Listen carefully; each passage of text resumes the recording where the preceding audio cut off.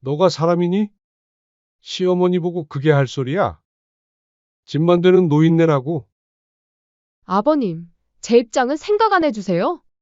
며느리랑 시어머니가 사이좋은 집이 얼마나 있다고. 그 정도면 착하게 말한 거죠. 그동안 앞에서는 착한 척하고 뒤에서 몰래 그러고 다녀서? 어디, 나한테도 똑같이 한번 그렇게 해보거라.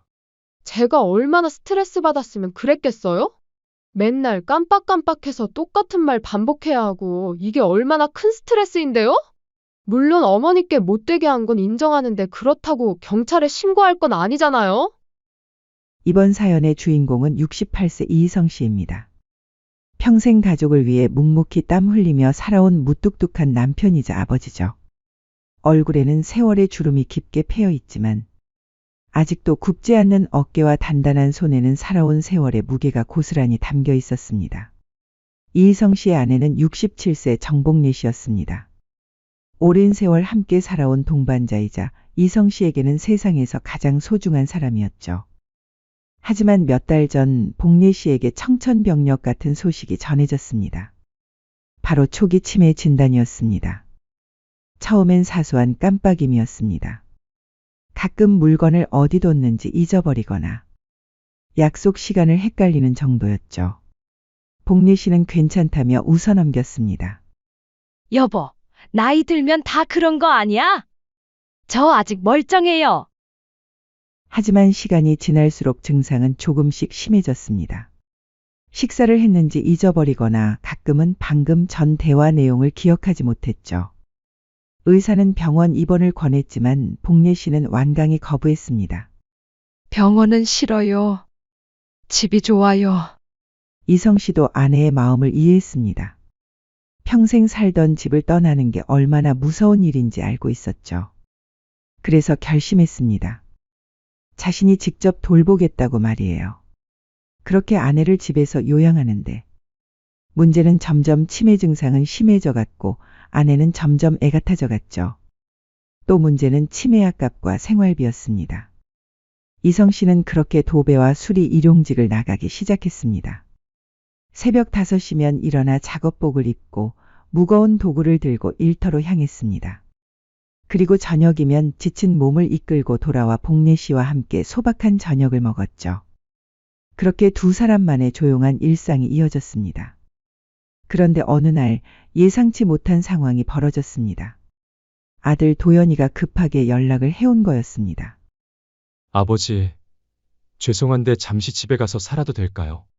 사정이 좀 생겨서요. 도연이는 평소 1년에 몇 번 정도만 안부 인사를 하는 사이였습니다. 큰 욕심 없이 사는 아들이라고 생각했는데 갑작스러운 동거 제안이었죠.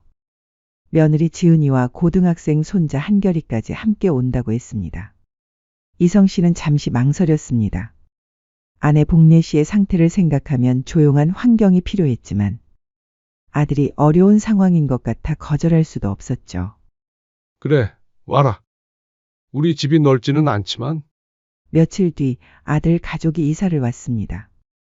사실 며느리 지은이는 그렇게 가깝게 지내진 않았습니다. 어머님, 아버님, 갑자기 와서 죄송해요.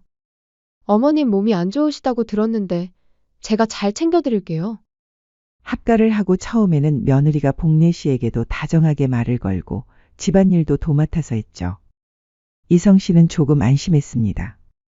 여보, 며느리가 있으니까 좀 낫겠네. 내가 일 나간 사이에도 누가 돌봐주고. 복래 씨도 처음엔 며느리가 와서 고맙기도 하고 미안하기도 하였죠. 그리고 오랜만에 집안이 북적거리니 외롭지 않다 생각했습니다. 하지만 며칠이 지나면서 이상한 일들이 조금씩 벌어지기 시작했습니다. 이성 씨가 일을 나가고 난 후의 일이었죠. 첫 번째 변화는 복래 씨의 표정이었습니다. 예전에는 남편이 퇴근하면 반갑게 맞아주던 복래 씨가 어쩐지 기운이 없어 보였습니다. 말수도 줄어들었고 자꾸만 위축된 모습을 보였죠. 오늘 뭐 했어? 이성 씨가 물으면 복래 씨는 그냥 응, 집에 있었어. 라고만 대답했습니다. 구체적인 말은 하지 않았죠. 두 번째 변화는 집안 분위기였습니다. 며느리 지은이는 여전히 이성 씨 앞에서는 친절했지만 어쩐지 복례 씨와 있을 때는 다른 느낌이었습니다. 직접적으로 뭐라고 할 수는 없었지만 묘하게 차가운 기운이 감돌았죠. 세 번째 변화는 아내 복례 씨가 최근 들어 자주 넘어진다고 하는 것입니다. 직접 넘어지는 걸 본 적은 없지만 팔과 종아리에 가끔씩 멍이 든 것을 보았는데 며느리에게 물어봐도 아, 그거요? 어머님 아까 화장실에서 넘어지셨는데 멍이 들었나 보네요. 제가 좀 더 신경 써서 봐드렸어야 했는데 죄송해요, 아버님. 라고 대답하곤 하였죠. 문제는 멍이 생각보다 자주 들었다는 것입니다. 아들 부부가 합가하고 난 이후부터 눈에 띄게 말수가 줄어든 아내에게 물어봤자 제대로 된 대답을 하진 않았죠. 단지 그런 것 같아 정도로 애기하고 자꾸 말하기를 꺼려했습니다. 그렇게 이성 씨는 조금씩 이상함을 느끼기 시작했습니다. 하지만 구체적으로 뭐가 잘못된 건지는 알 수 없었죠. 며느리는 여전히 자신에게는 친절했고 겉으로 보기에는 복례 씨를 잘 챙기는 것 같았으니까요. 여보, 괜찮아? 어느 날 저녁 이성 씨가 복례 씨에게 물었습니다. 복례 씨는 잠시 망설이더니 고개를 끄덕였습니다. 하지만 복례 씨의 눈에는 뭔가 말하고 싶지만 말할 수 없는 복잡한 감정이 어려 있었습니다. 이성 씨는 그걸 놓치지 않았지만 섣불리 추궁하지는 않았죠. 그렇게 아들 가족과의 동거가 시작된 지 3달이 지났습니다.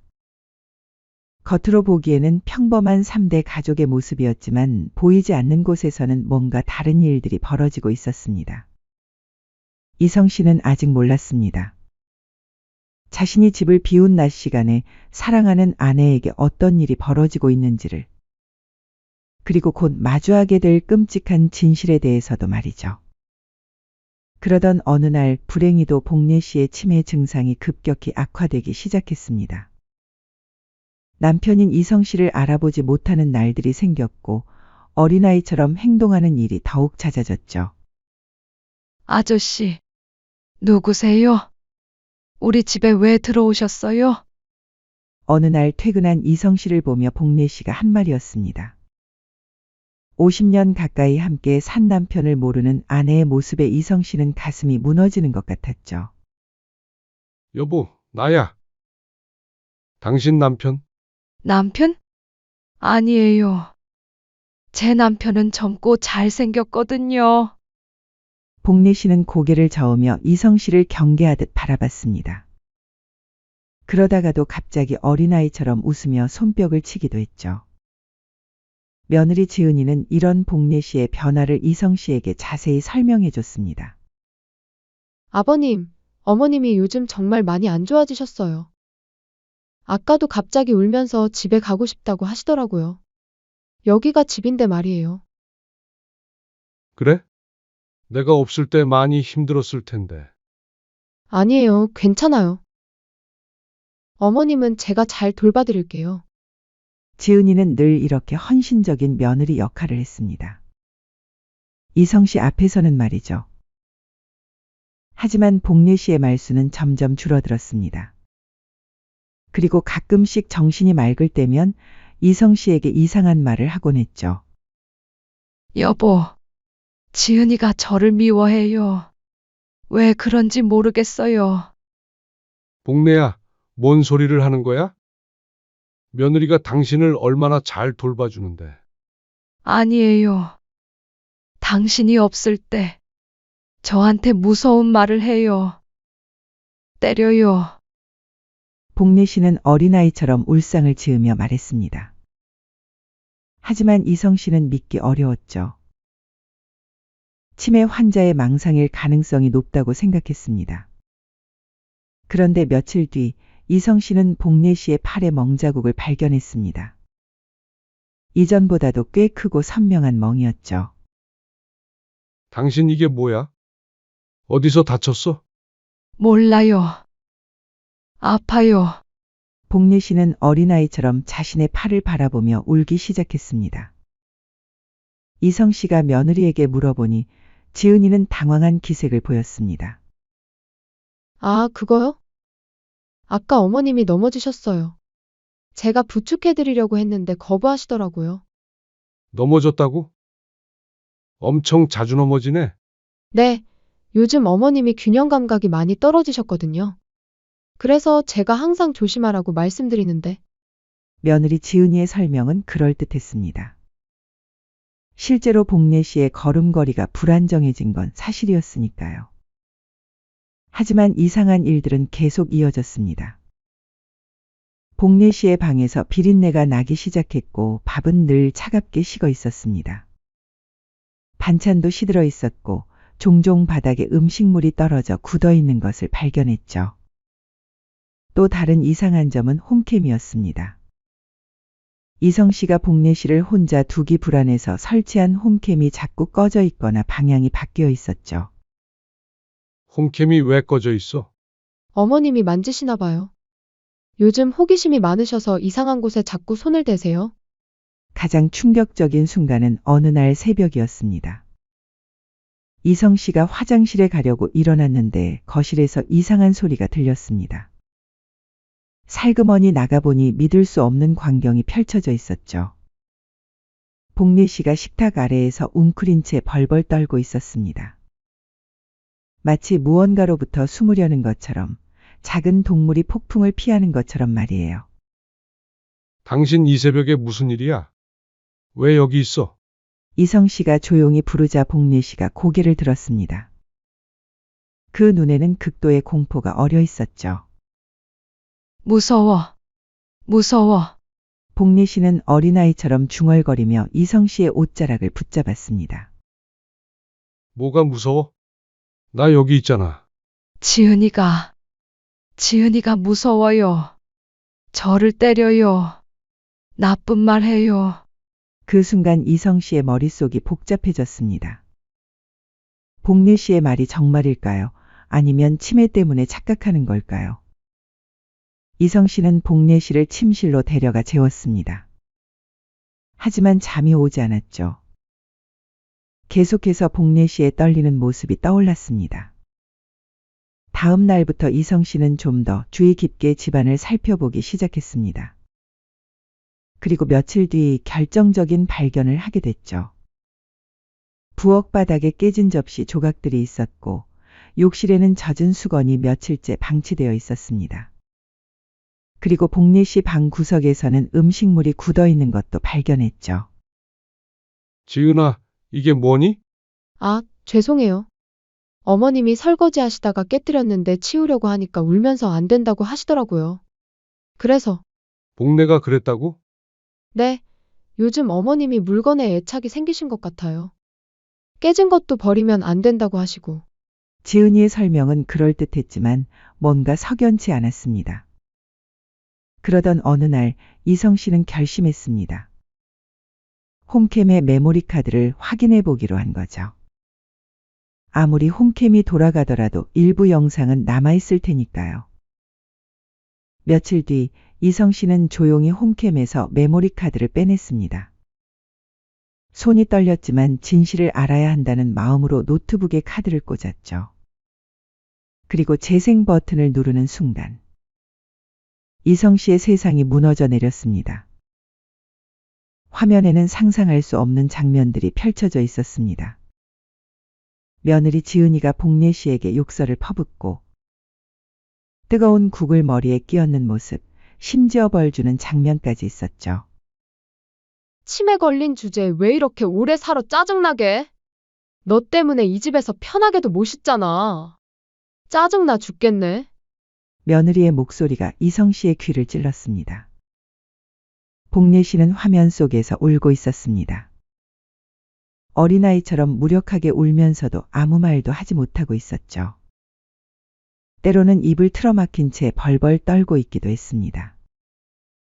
그리고 더 심한 것은 바닥에 떨어진 음식도 주워 먹게 하고 자신이 먹다 남긴 음식도 억지로 먹여서 아내는 화장실에 가서 토하기도 하였죠.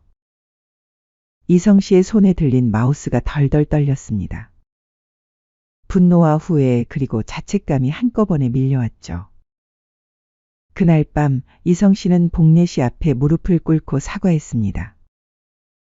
미안해, 복래야. 당신 말이 맞았어. 내가 너무 늦게 알았네. 복례 씨는 그제서야 예전처럼 이성 씨를 알아봤습니다. 그리고 남편의 손을 꼭 잡으며 울었죠. 이성 씨는 아내를 꼭 안으며 다짐했습니다. 이제 반드시 복수하겠다고. 아내를 괴롭힌 대가를 치르게 하겠다고 말이죠. 진실을 알게 된 다음 날 이성 씨는 새벽부터 움직이기 시작했습니다. 먼저 복례 씨를 병원에 데려가 정밀 검진을 받게 했죠. 선생님, 제 아내 몸에 있는 멍자국들 좀 봐주세요. 의사는 복례 씨의 팔과 등 다리에 난 여러 멍자국들을 자세히 살펴봤습니다. 그리고 심각한 표정을 지었죠. 이건 단순한 낙상으로 생긴 멍이 아닙니다. 누군가가 의도적으로 가한 상처로 보이는데요. 진단서 써주실 수 있나요? 물론입니다. 그런데 혹시 노인학대 의심 상황인가요? 이성 씨는 고개를 끄덕였습니다. 의사는 더 이상 묻지 않고 상세한 진단서를 작성해 줬죠. 체중 감소, 영양실조 초기 증상, 그리고 다발성 타박상까지 모든 것이 기록됐습니다. 병원에서 나온 이성 씨는 바로 컴퓨터 수리점으로 향했습니다.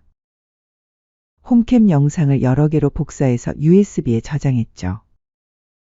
증거가 사라질 경우를 대비해서 말입니다. 그 다음 행선지는 노인학대 신고센터였습니다.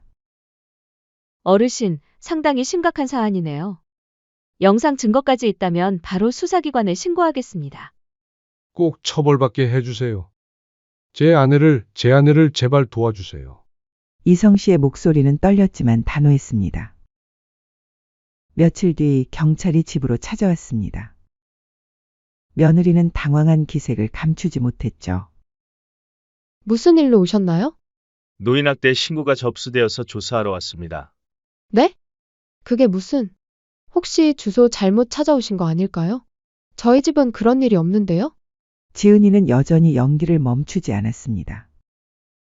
하지만 경찰이 영상 증거가 있다고 하자 얼굴이 하얗게 질렸죠. 그날 저녁 이성 씨는 가족들을 모두 거실에 모았습니다. 손자 한결이는 학원에서 아직 돌아오지 않은 상태였고 아들 도연이와 며느리 지은이만 있었죠. 다들 안거라 할 말이 있다. 이성 씨의 목소리에는 평소와 다른 차가운 기운이 감돌았습니다. 지은이는 불안한 기색을 감추지 못했죠. 아버님, 무슨 일이세요? 곧 알게 될 거야. 이성 씨는 USB를 TV에 연결했습니다. 그리고 리모컨의 재생 버튼을 눌렀죠. 거실이 고요해졌습니다. 그리고 TV 화면에서는 믿을 수 없는 현실이 펼쳐지기 시작했습니다. 첫 번째 장면. 지은이가 복례 씨에게 뜨거운 국을 머리에 끼얹으며 욕설을 퍼붓는 모습이었습니다. 아들 도연이의 얼굴이 하얗게 질렸습니다. 두 번째 장면은 지은이가 복례 씨를 바닥에 밀쳐 넘어뜨리고 발로 차는 모습이었습니다. 숨 쉬는 것도 아깝다. 벽 보고 손 들고 서 있어. 복례 씨는 화면 속에서 어린아이처럼 울고 있었습니다. 세 번째 장면. 지은이가 복례 씨의 입을 틀어막으며 협박하는 모습이었습니다. 누구한테 말하면 더 세게 때릴 거야. 알겠어? 크게 대답해 알겠냐고. 그리고 복례 씨가 도움을 요청하려 하자 더 세게 입을 막는 장면까지. 거실은 완전한 침묵에 빠졌습니다. 아무도 말을 할 수 없었죠. 아들 도연이가 얼굴이 붉어지더니 먼저 입을 열었습니다. 지은아! 이게 뭐야? 설명해봐! 목소리가 떨리고 있었습니다. 그런데 지은이의 반응은 예상 밖이었습니다. 아버님, 제가 잘못하긴 했지만 그렇다고 경찰을 불러요? 치매 노인 돌보는 게 얼마나 힘든지 아세요? 가족끼리 해결하면 될 일 아닌가요? 이성 씨는 귀를 의심했습니다. 뭐라고? 제가 지금까지 얼마나 고생했는데요. 온종일 어머님 뒤치다꺼리 하면서 지은이는 적반하장으로 소리를 질렀습니다. 하루 종일 똥오줌 치우고 밥 먹여주고 약 챙겨주고 솔직히 가족도 아니고 남인데 이 정도 챙겨준 거면 고맙다고 애기해야 하는 거 아니에요? 그래서 이렇게 해도 된다는 거야? 때리기까지 하고? 이 정도가 때린 거예요? 순간 화가 나서 그런 건데. 제가 얼마나 스트레스 받는지 아세요? 친정에서는 시댁에서 잘해달라고 하고, 시댁에서는 아무도 도와주지 않고, 내가 너네한테 도와달라고 한 적 있니? 너네들 사정으로 너네들이 합가하자 해놓고? 이성 씨가 차갑게 물었습니다. 말해서 뭐해요? 어차피 남의 일이라고 생각하시잖아요. 지은이는 눈물까지 흘리며 자신의 억울함을 호소했습니다. 저한테만 모든 걸 맡기고는 완벽하게 하라고 하시면 어떡해요? 저도 사람이에요. 지은아, 대체 이게 어떻게 된 일이야? 너가 힘든 거는 이해를 하겠지만 그렇다고 우리 엄마한테 이렇게 해. 그게 변명이라고 말하는 거야? 뭘 그만해. 당신도 마찬가지잖아. 엄마 돌보는 건 다 나한테 맡기고 당신은 뭐 했어? 지은이는 남편에게까지 화를 돌렸습니다. 당신 엄마인데 당신이 돌봐야 하는 거 아니에요? 왜 며느리인 제가 다 해야 해요? 이성 씨는 지은이의 말을 듣고 있자니 분노가 치밀어 올랐습니다. 그래서 내 아내를 때린 거야? 그렇게 표현하지 마세요. 저도 한계가 있어요. 치매 걸린 사람 돌보는 게 얼마나 힘든데. 지은이는 끝까지 자신의 행동을 정당화하려 했습니다. 어머님이 말도 안 듣고 똑같은 말 100번씩 하고 밤에 잠도 안 자고. 저도 미치겠어요. 그럼 말로 하지. 왜 때려? 말로 해서 통해요? 치매 환자한테 말이 통해요? 지은이의 목소리는 점점 커졌습니다. 게다가 이 정도로 경찰까지 부르시면 어떡해요? 이게 무슨 범죄예요? 가족 간의 일이잖아요. 스트레스 받아서 순간적으로 그런 건데. 그냥 말로 했었어도 됐잖아요. 지은이는 여전히 자신의 잘못을 인정하지 않았습니다. 제가 지금까지 얼마나 희생했는데요. 제 인생도 포기하고 시어머니 돌봤는데. 그게 희생이야? 그럼 뭐예요? 제가 원해서 여기 온 줄 아세요? 어쩔 수 없이 온 거잖아요. 말이 안 통하는구나. 안 되겠다. 조금의 선처도 기대하지 말 거라. 그 순간 며느리는 갑자기 무릎을 꿇었습니다. 하지만 여전히 사과보다는 변명이 먼저였죠. 아버님, 제발 이해해 주세요. 저도 어쩔 수 없었어요. 이미 늦었어. 너의 인간성을 다 봐버렸다. 짐승만도 못한 놈 더 이상 아버님이라고 부르지도 말거라. 아버님, 제발 한 번만 기회를 주세요. 제가 앞으로 정말 잘할게요.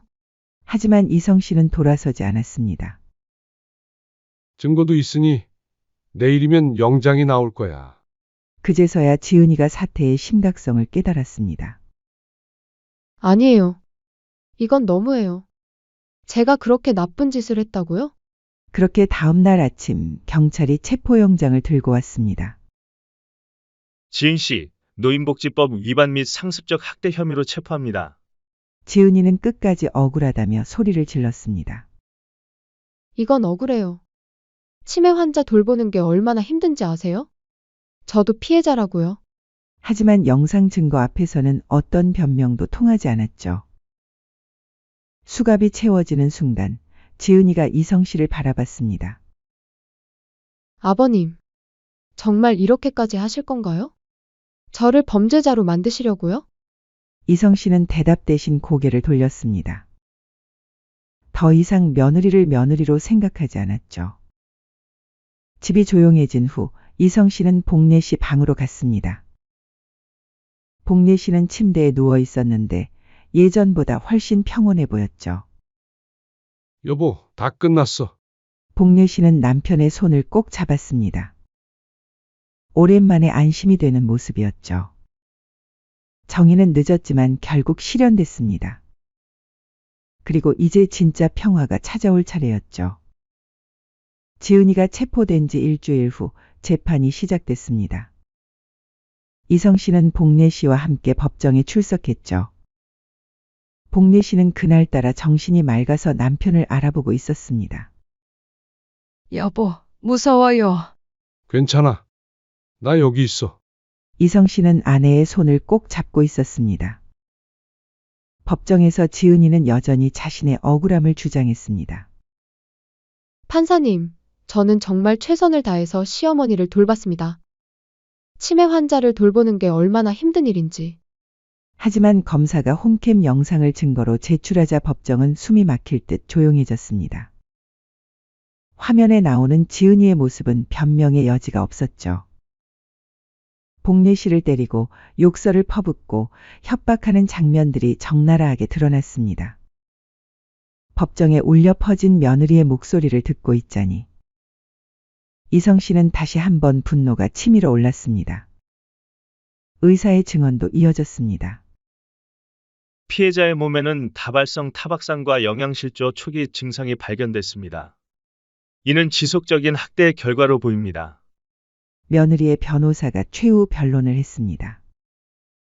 피고인은 치매 환자를 돌보는 스트레스로 인해 일시적으로 판단력을 잃었을 뿐입니다. 고의성이 있었다고 보기는 어렵습니다. 하지만 판사는 냉정했습니다.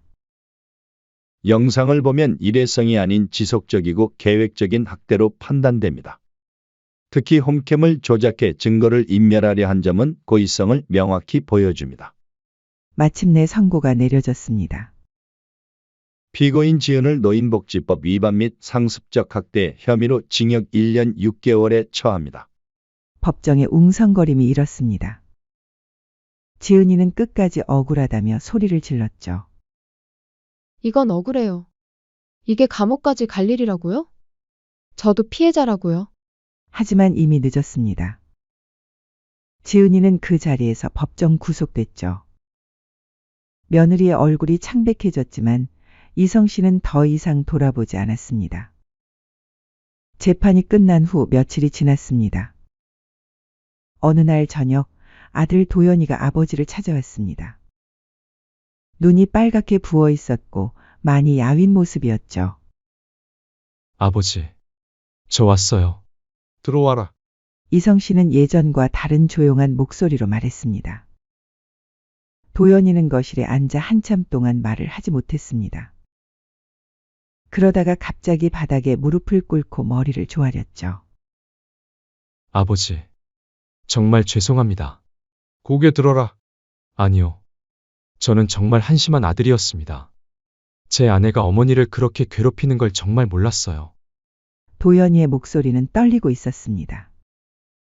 아버지, 저는 정말 바보였어요. 지은이가 어머니를 잘 돌본다고만 생각했어요. 어머니가 자꾸 기운이 없어 보여도 치매 때문이라고만 생각했고. 이성 씨는 아들을 가만히 바라봤습니다. 일어나서 앉아라. 너도 지은이에게 속은 거잖아. 나도 속았는데 너라고 다를 게 있겠어. 이성 씨의 말에 도연이는 울음을 터뜨렸습니다. 아버지, 죄송해요. 정말 죄송해요. 그만 울어. 이제 지나간 일이야. 아버지는 저를 용서해 주시는 건가요? 엄마 얼굴을 볼 면목이 없어서 요새 잠도 안 와요. 용서할 게 뭐가 있어. 너는 잘못한 게 없잖아. 도연이는 더욱 울었습니다. 앞으로는 어떻게 할 거야? 이성 씨가 물었습니다. 당연히 이혼해야죠. 이미 변호사와 상담했어요. 한결이는? 한결이는 많이 충격받았어요. 엄마가 할머니를 그렇게 대한 걸 알고 나서는 엄마를 보려고도 하지 않아요. 도연이는 한숨을 쉬었습니다. 아버지, 앞으로 제가 어머니를 같이 돌보겠습니다. 당연히 아들인 제가 해야 할 일이에요. 그래, 같이 하자.